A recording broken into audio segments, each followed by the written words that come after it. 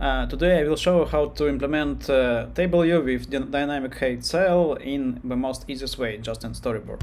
So for that we have something like storyboard. We have I prepare some simple implementation for cell, for entity, like for source, simple table view implementation. You can make a pause and see what is it, and some simple data source. You can get it from backend or from here, up to you.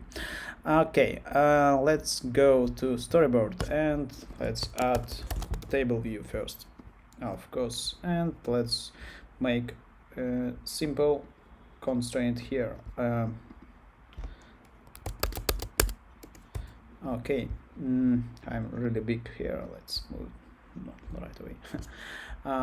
Okay, table view cell next, and do it like that. It's not really matter because its size height will be dynamic. And let's add not cell but label. Let's add label, and I really like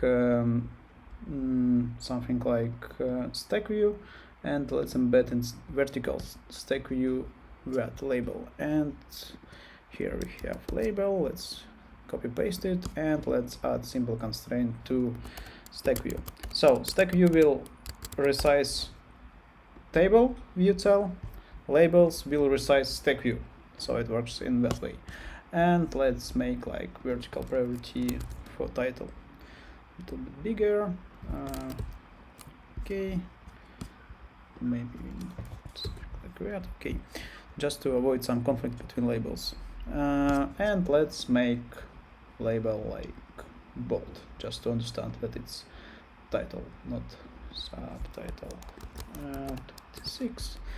Okay, next we need to connect our outlets. It's for table view, and let's add type for that cell. Don't forget to set up reuse identifier because it will be crash connect our outlets from cell to here.